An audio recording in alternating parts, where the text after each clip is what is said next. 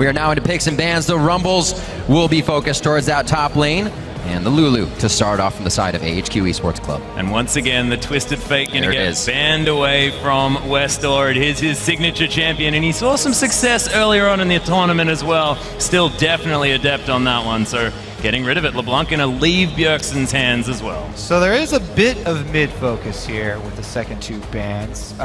One thing that's different about TSM than a lot of the other teams here is that Urgot is also high priority for them. However, it's a high priority for Bjergsen. Turtle does not really like the champion as much.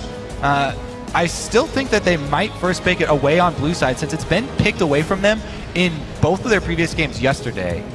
And it's still up at the moment. But with the Zed ban, maybe not, because Urgot is actually very good into Zed. That matchup has something we have seen before, and also players try to stay away from because of that matchup. Yeah. Zed does get banned out with the Sivir, and we are going to see what is the priority here for Team SoloMid. And it is going to be the Kalista for Wild Turtle.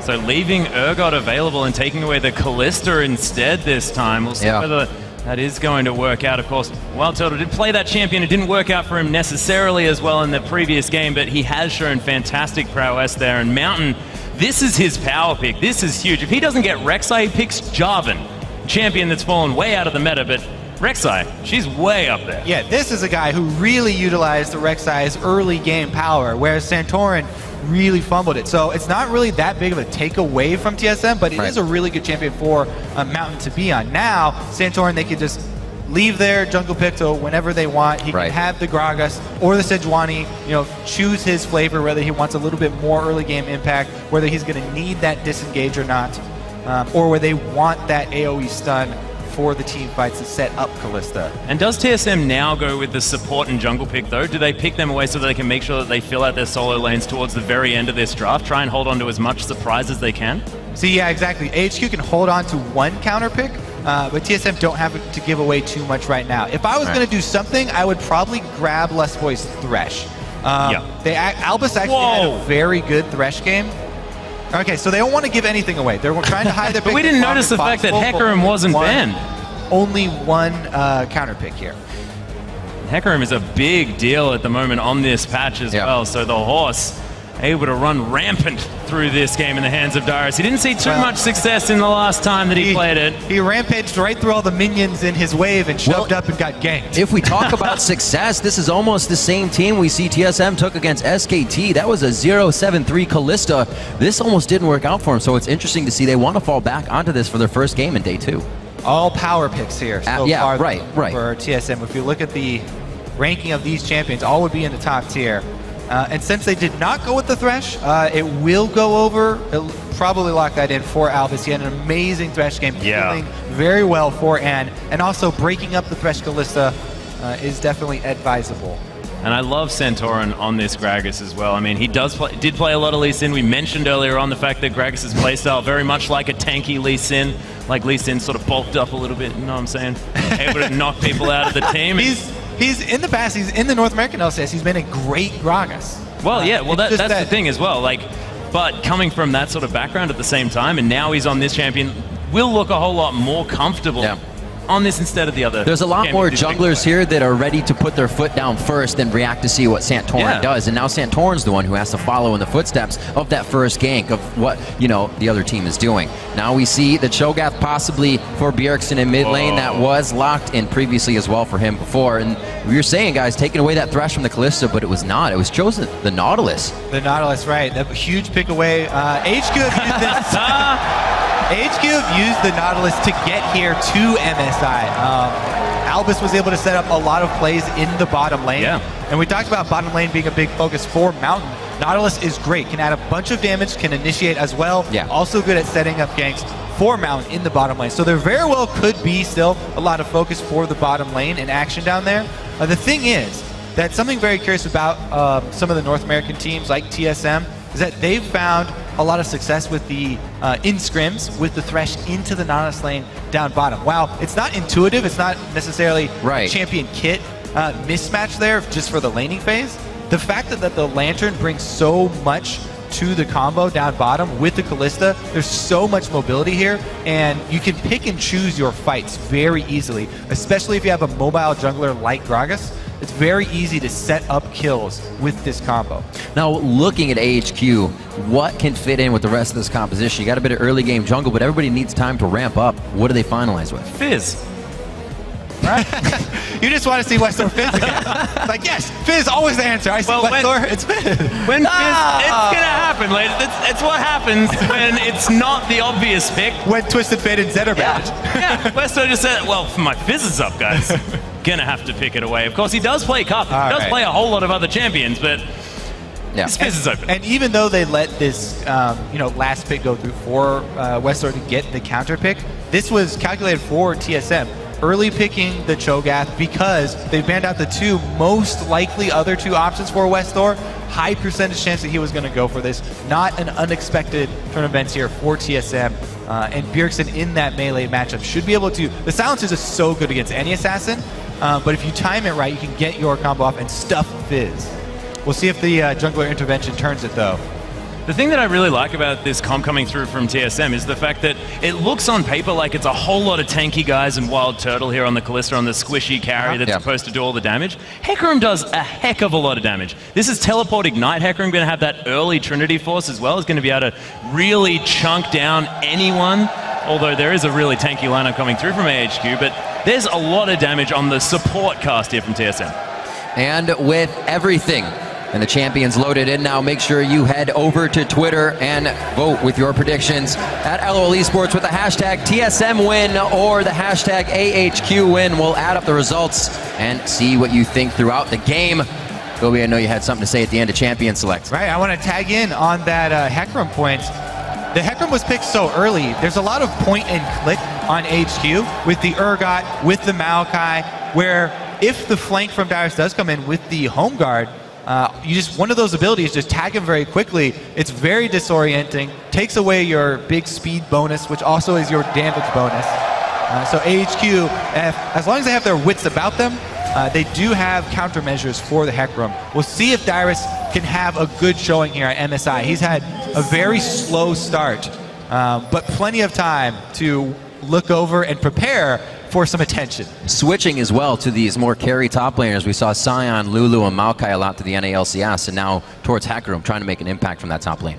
Right, and when we talk about the top lane, I want to take a moment here, before all the explosions start, since we had almost no time last game, to talk a little bit about strategy and a little bit about the state of the game, specifically for lane swaps. As we've seen a trend emerge in North America where Level 1 support movement, extremely important. Lustboy really leading the charge here. Lustboy and Lemon Nation trending towards Level 1 invades. And I love this strategy so much because in the early stages of the game, there are three playmakers. There are the jungler, the top lane teleport, and to a lesser extent, the support. So if you can invade Level 1 with your support and harass the enemy jungler and top laner, it completely destroys their early game playmaking potential if you can get them behind. And that's exactly what you want to do against AHQ, is try and take the teeth away from them in the early game. But it looks like it's going to be a fairly safe start here for Rek'Sai up on the top side. Whenever you're thinking about jungle pass and jungle starts, you always want to stay one step ahead of the curve. And starting on a small side camp, much safer than starting on off on a buff. So both of the junglers doing that. And it looks like we will, as long as people just go to lanes, have the lane swap that they are looking for. And TSM looking for this lane swap where you've mentioned earlier on the fact that Kalista and Thresh, it's quite a decent duo lane, even up against the Urgot. Yes, definitely. Kalista Thresh, always a very, very strong. Yeah, well, that's the thing. A lot of the AD carries, if you talk to now, it's extremely difficult to get into that matchup. And Darius on a 1 versus 2 has been the target of a lot of early dives. So Mountain starting off on the top side of the map, he will end his route towards Darius' area. And that's definitely something that Darius will have to prepare for. You know, some early wards over that wall to keep some vision into the tri-bush. But you see, Darius is now on the bottom side of the map, and that's where Santorin generally ganks.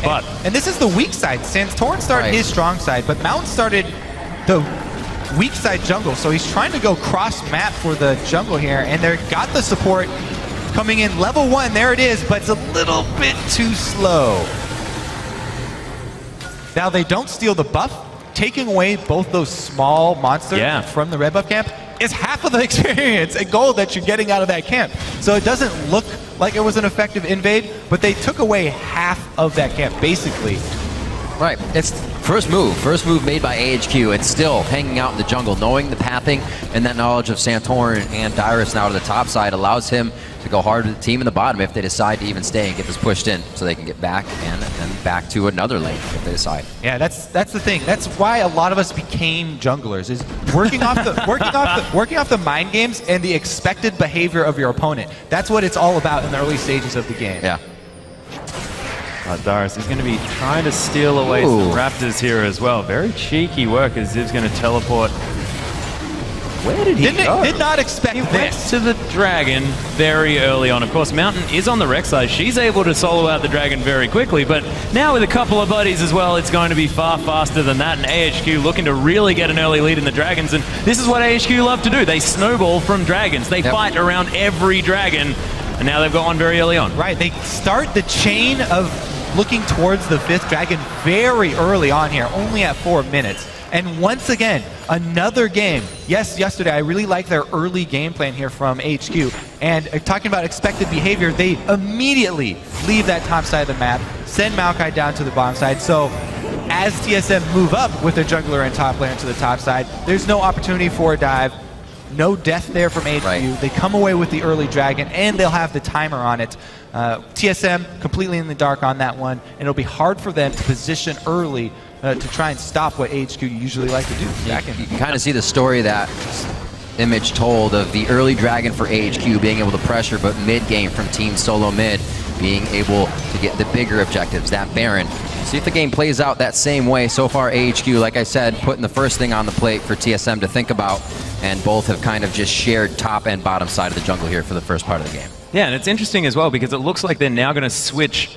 AHQ's going to switch that bottom lane towards the top side of the map. Dragon no longer an objective, but that might give Dyrus some time here because there's no one else on the bottom side of the map. Yep, anytime you can buy for Dyrus with a minion wave closer to his turret is time well spent. Looks like he is going to clear the minions out very quickly though, as Ann comes. So the lane will be pushed up back towards AHQ. And the other thing too is in the lane swaps, with everybody, pretty much everybody abandoning the Rod of Ages build for Maokai, you know, not really needing that extra ability power later in the game at all, just wanting to go for the much smoother curve, much smoother power for Maokai of building pure tank stats, trying to go for the Righteous Glory very early on. Maokai, more effective on less gold. Hecarim really does want to work towards the Trinity Force as quickly as possible, get his home guard upgrades as quickly as possible, and they're making it hard for Dyrus. Once again, he has the lane shoved, has to get chased out, and he won't even get experience. Goes back to wards, but he is zoned out here. He's going to get popped up. Dyrus does not have flash. He is going to go down for first blood, and they have been down there quite a bit, guys. It finally pays off. Yeah, beautiful play there as well, and Albus wasn't letting that horse go anywhere. That was the kill pressure of the Rek'Sai plus Nautilus that we talked about in the 2 versus 2, but it didn't even look like it was fair there with Dyrus. He keeps shoving these lanes and extending, and then kind of waffling around in no man's land territory and getting picked up for the first blood. Once again, Dyrus down. And TSM will have to keep their cool this time, because yesterday, towards the end of the day, with Dyrus dying early, it kind of set off the rest of TSM to make some really awkward moves as well. And he makes the right choice here as well. Does not go back down to that bottom lane. He could just see Mountain waiting for him, ready to pick him off as soon as he comes back. And it would have been even worse if he burned the teleport to do so. To the camps in the jungle for Dyrus to stay safe. All right, so he won't die, but the turret probably should be answered here, and is trying to get his the minions grouped up so that he can have the wave shoving back towards him. Side wave control. Definitely HQ having the advantage in that aspect of the game so far. Dyrus just eating some minions there in the mid lane as well. He has a healthy CS advantage, continuing the trend of massive CS leads so far at MSI. He's been brilliant in that department. We'll see whether he can get a little bit more pressure for his team, though. Maybe move around the map, but Cho'Gath, not necessarily a known roamer. Yeah, let's touch on that stat one more time, because we mentioned that, yes, he has the highest, Bjergsen has the highest CS differential at 10. 19. But not how big it is. 19 CS at 10 advantage, and the next closest is Marin, who has a little bit over 10. Right. So There's about 19 just then, and it's only 8 minutes. You can sometimes figure 20 CS is a kill, right? So Bjergsen's in lane just kind of sitting with kill cash. His 1 versus 1 is outstanding. And yeah, even absolutely. Faker in the interview that he did after yesterday complimented Bjergsen on the skill shot actually, his laning phase, but said that he was vulnerable to jungle pressure. And on a melee champion like Cho'Gath, obviously constantly shoving, you will be a little bit more vulnerable. Well, Turtle finally getting a little pressure on the lane. Those AD carries across the map are even. Stiv stays safe with a nice twisted advance back into under the turret. Mountain now coming down, gonna get some crab control. Already a minute on that next dragon, and he dodges out on the ghost nicely. Ooh, Bjergsen landing a nice rupture there as Westor have to be a little bit careful. Ooh. He is the tricksy Fizz though, so he should be fine. Albus looking for something here on the top side. Dyrus is getting a whole lot of attention this tournament as Westor's making his way up as well. Yeah, TSM keeps shifting Dyrus into an area to succeed though. Large minion waves, they moved him up there. He's trying to get experience. Oh god, maybe a little bit greedy for the cannon minion. He's got level 6. He's level 6. Peace out. Yeah. No, I was on the verge of criticizing the ward and saying that almost everybody now wards over that tri-bush onto the other side to see people waiting, but doesn't cost Dyrus. In trouble, forced to use the flash to try and escape. Marshall Poise is helping him out here. Uses the Ren. There's the flash from Mountain, though. He'll be able to pick up that kill. Attention on both sides here from AHQ. They have their support roam to one side of the map with splitting Mountain down bottom. And Wild Turtle's the one to pay for the downed turret and extending instead. And they get him on the other side. It does look like AHQ could be coming up with a second dragon here. Something TSM's pretty much okay with giving up most of the time. They will let 2 dragons go to the wayside. AHQ, yeah, they do just focus on the dragon pressure. That is what they do. So it's sort of the 2 opposite mindsets coming through here. TSM saying, we don't really mind about dragons. Yeah. We're just going to take control of the map and make sure that we systematically destroy you. Whereas AHQ is like, we want a completely chaotic game, but we just want to get the dragons, okay? That's all we really mind about. We will gladly take those dragons. Thank you. And they're in the perfect position to chain them as well. They even have the global gold lead and map pressure from taking down the extra turret. Turret lead here for AHQ. They still have their bottom and mid turrets, the ones that you want up around the dragon so they can easily ward the area, gain control of the river, and push this early game advantage that they have. Pretty much the only thing going for TSM is the CS lead for Bjergsen in the mid lane. And somehow Dyrus has a CS advantage in the top lane as well, which is pretty remarkable considering the fact that he has been bullied. He keeps going back for those camps, making sure he is keeping himself scaling in this game. If he falls behind, he's one of the big damage factors. They're going to need the Flay to Dredge line actually gives the upper hand there to Albus, and he may be able to turn around and find a target. Bjergsen's right in the middle of 4 members of AHQ. A nice ultimate from Santorin gives him some time to think about it, but he still goes down. Dyrus is right in the middle. Everything's used in defense here. His AHQ is still going for the fight. Yeah, defensive ultimate used by Dyrus there, as well as the swap came through. Was a little bit trolly there on Westor as he probably wanted to try and hit Bjergsen there, but he did fall down. And AHQ, they just want these messy fights, and they'll get them every single time. The other thing is that, well, yeah, they got him there. I don't know why, though, because TSM, look at the AD carry. Turtle is sitting on a Vamp Scepter, while the Urgot has not only the tier that's stacking up, but a Brutalizer pickaxe completed. Which is ridiculous. Yeah, and they didn't, you could tell that TSM didn't really want to opt into that, but they got a little bit too close, and they tried to save Bjergsen. Bjergsen was a little bit deep on that one, and the CS lead did not matter for the Cho'Gath this time. They focused him down early. Dyrus did end up having to use the teleport. They were trying to hold it and save it there, but the force from AHQ, very good job capitalizing on TSM, getting a little bit too close there, sniffing around their dragon, picking up the kill there, and Turtle having to wait for the gold threshold to try and buy a full BF sword.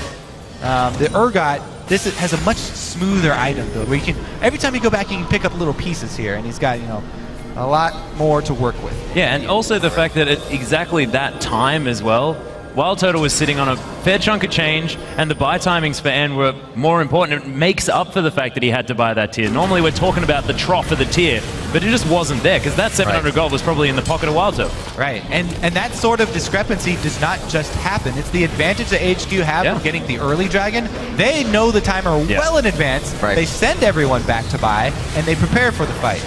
Well, it's not necessarily bad play from TSM. This is fantastic play coming through from AHQ. This is how they play the game. And again, Westor escaping from some trouble. And you can already see Team SoloMid, with the third dragon maybe being in mind, are putting a lot more priority on it already. They know 5th gets a little too scary, and they're not going to let 3 go to the wayside that easy. But that positioning may have lost them a bit of this mid-turret pressure. They do get back in time, though. The problem that AHQ are going to face, though, is the fact that they have next to no wave clear at all and almost 0 siege, because there is a lot of melee on that team, and an Urgot who is 350 range. That is nothing. That is quite true.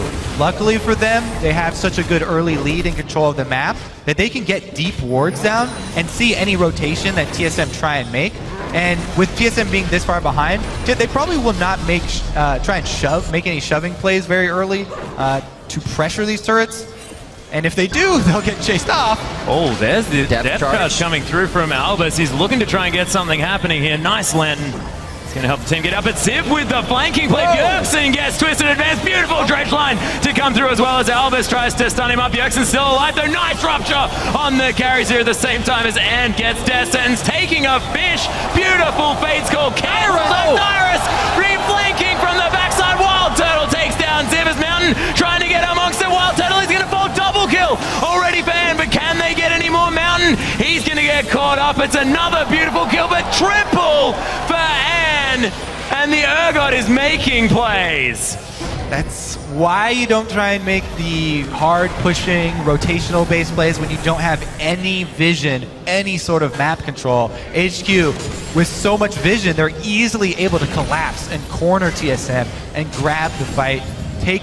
While it was only a 2-for-1, they do take advantage, and they've now got control. 3-for-1. Shove in. Oh, 3-for-1 to then shove in on the turret. So Westor here able to get some damage done as well. Just extending that gold lead, and like you said, without any vision, yeah, they have power in numbers, but if you don't know where the other team is coming from, you're absolutely in the dark. So Bjergsen takes so much damage at the start of that fight, and Westor having to flash in here. Love that. Yeah, the Fate's Call trying to get rid of the focus there. At this point, trading tank for tank, Turtle really takes that too far, and he's on the front lines there, so bit of a misposition, actually, that caused this kind of snowball in AHQ's favor, actually. Ziv really preventing anything from happening off Dyrus' ult. He gets 4 people. Ziv was just toying with 4 people on the other side. Nobody could follow up on that. Yeah, and that was once again Wild Turtle getting a little bit zoned out of the way of his Lantern that he was trying to pick up out of the river there, but he just couldn't quite make it there in time. He pushed up a little bit really far after they got the first kill. Wasn't quite aware that Dyrus had gone down, and it was actually a 1-for-1 trade with both of the top lane tanks going down.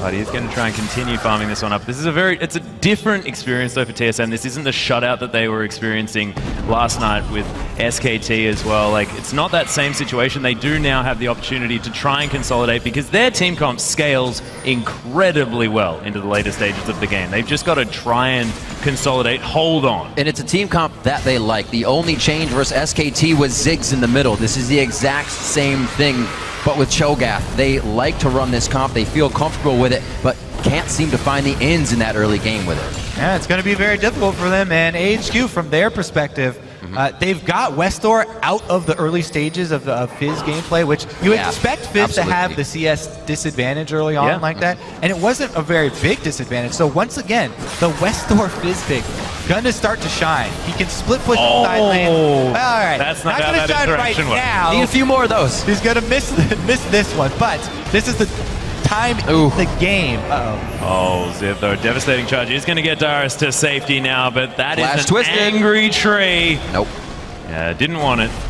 Already used the Righteous Glory, didn't want to follow in. Third Dragon now as TSM is scattered around the map. Not even a chance to respond here. 6-1, 18 minutes in, and 3-0 in Dragons. And not only is Westar going to start to shine on this Fizz, who's becoming extremely powerful, but Ann has already upgraded his Brutalizer all the way to the Ghost Blades just for the extra 10 armor penetration. The extra attack speed and move speed, yeah, all right, that's pretty cool, active. But mainly it's about flat penetration, because look at the tank line for TSM. They won't build armor anytime soon. Dyrus only has a cloth armor. Gragas right now, full health for the Sightstone Cinderhulk. And you know that Hecarim wants to build that Trinity Force. So that's the direction Dyrus is going to go soon. Flat penetration, extremely valuable here, because almost nobody has any armor. And this Urgot, they're really pushing the mid-game of this Urgot, and they're going to try and bully TSM. And I really like that adaptation as well, because normally it's the Black Cleaver that you go for. This is before the change, of course, where it still is building out of that Brutalizer. That is normally the option for an Urgot, but Ann's saying, no, just need to pierce the armor. We're going to get through it. Yeah. Try and get close to that true damage. Now all that he needs is to transform to the Muramana, and he will be able to three-shot people. It does want to get a little bit more of that cooldown reduction as well. Once that sweet spot of the 37.5, make sure you can get 4 of those Acid Hunters off. That one's for Pop. The thing is, I think he only needs 3 to hit to actually kill someone, so... Well, that's true. You gotta go for the armor penetration where cooldown reduction doesn't matter because you just kill people. Looking at the Urgot in general, the beginning of this game, we thought it would be something TSM would try to take away for themselves, but the Callista, again, was something they wanted. And now that Urgot is definitely paying dividends for AHQ. Westor trying to go solo here in the top lane. Santorin, a little too big in the belly area. The waistline doesn't allow Fizz for the full hug there, and he's going to have to get out of this. What is the team doing besides, though? You can see all 4 members of AHQ in the bottom lane having a field day. Yeah, that was remarkable from Westor to make it out of that one. I thought he was almost definitely dead, but after the flash body slam, there just wasn't enough left to hold him down. Westor is another one of these guys running the per level cooldown reduction rune for glyphs instead of magic resist. And with the Athenes that he likes to rush on Fizz, he's already up to 32.5% cooldown reduction just with that. So he can Playful Trickster immediately again. And but he doesn't even have Boots 1 yet. It's just crazy. Nope. He's a fish. Come on. He wasn't in the river, though. Theoretically, he should be slower. This is true. This is true. Have you ever tried to walk in Flipper's Riff on land? So difficult. Running in Flippers, though, that actually works surprisingly well. Does it? Yeah. Pogo stick on Flippers. Yeah, it's weird. You sort of bounce along. All right, I'm going to stop you right there. 20 minutes into this one, 6-1, the 6,000 gold lead, and still 3 turrets now in favor of AHQ as they decide where they want to go next, really causing TSM to go to the beat of their own drum. Westor now to the top lane again, looking to spread TSM thin. It took 2 members to push him off a turret last time, and it's only going to be Bjergsen this time. Yeah, that's the thing. AHQ, their path to victory is so clear. Since they got the early dragon, started stacking at 4-something minutes, all they have to do is keep the pressure, keep TSM bottled up in their side of the map, which they're doing very well, and continue to take the dragons. Westor here, gonna go 1 versus 1 with Bjergsen, and one of them's got backup. Yeah, Albus and Mountain both make their way in, and Bjergsen was not going anywhere. Dyrus, meanwhile, in the bottom lane again, having a lot of trouble here against Ziv, who may actually flash this on. Beautiful Arcane Smash. All the way down, and another one. Ziv thinks he's got him cornered, but Dyrus again on another journey around the map. We'll see whether he's going to be able to make it out this time, of course. Just heads through the turret. Is the sapling going to be enough? It won't. Oh, the Arcane Smash after the flash. Some of the coolest interactions this weekend. Yeah. The timing to pull that off is so hard. Oh, it brings up the question if he actually got it off on purpose. I'm going to give it to him. That was credit for Ziv. That was beautiful. Great timing on the Hecarim ult right there.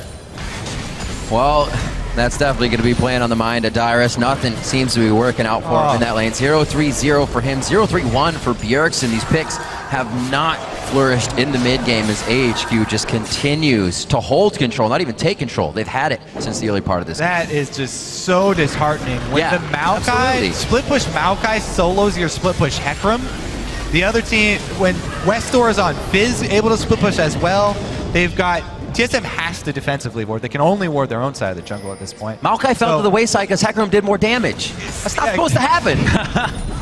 Well, the thing that's strange here as well is the fact that Ziv is known as a team-fighting tank player for AHQ. Generally, he falls behind in his lane. He's known not to necessarily get leads in the 1v1, but this time he's managed to get that a lead in gold because of his score being a little bit better, and he's running with it now, has got that CS advantage back. When Dyrus was running around picking up the camps like we were talking about, we commended him on this, but still getting 1v1 by the Zip.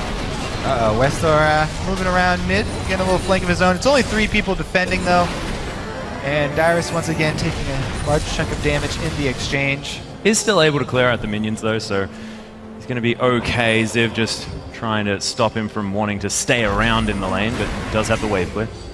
All right, well, let's look for hope for TSM.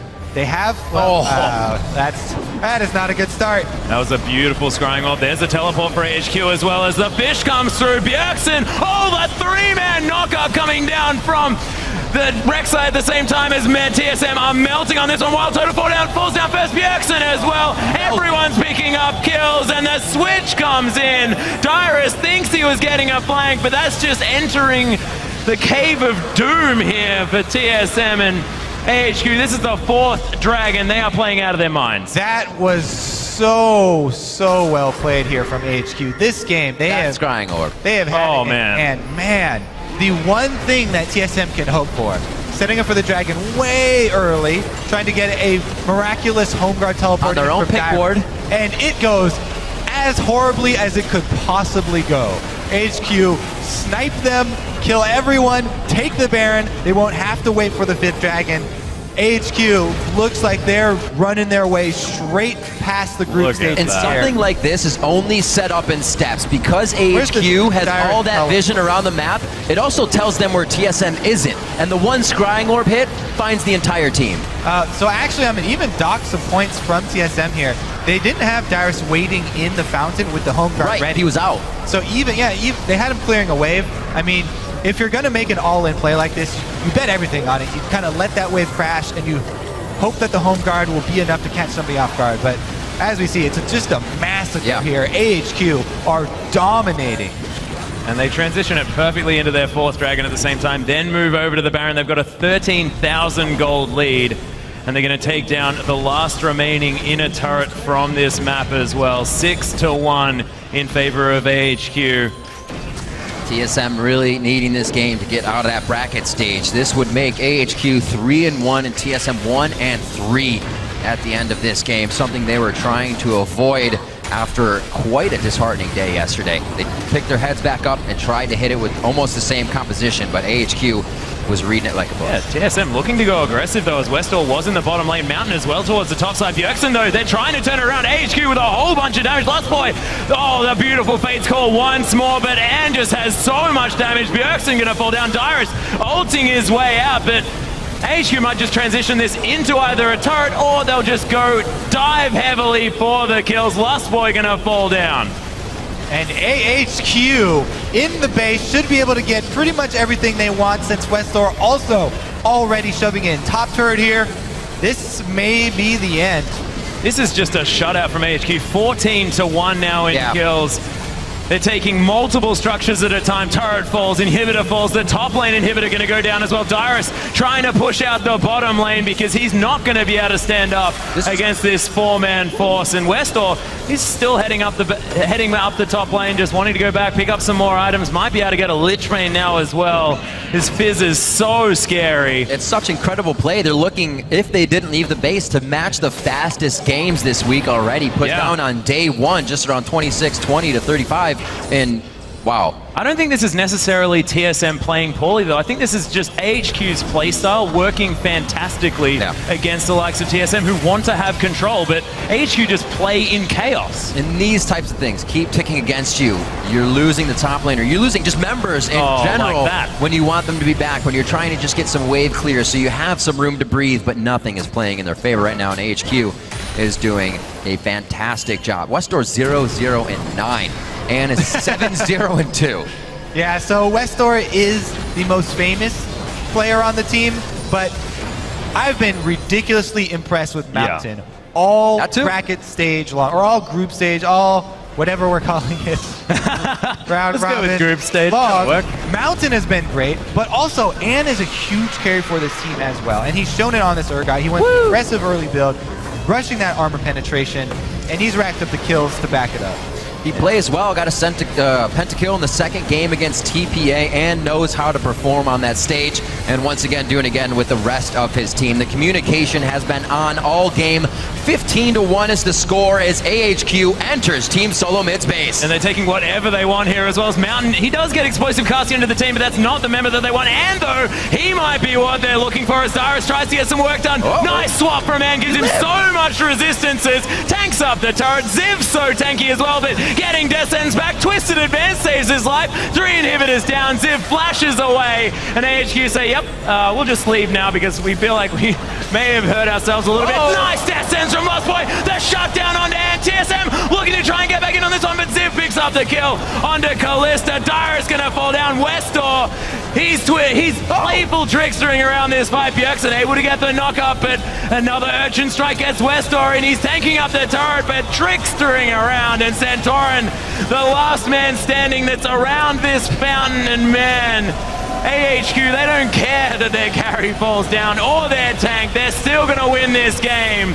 19-3. This LMS team is showing up for MSI. Absolutely. 3-1 now as AHQ take down Team SoloMid. 29 minutes on the clock.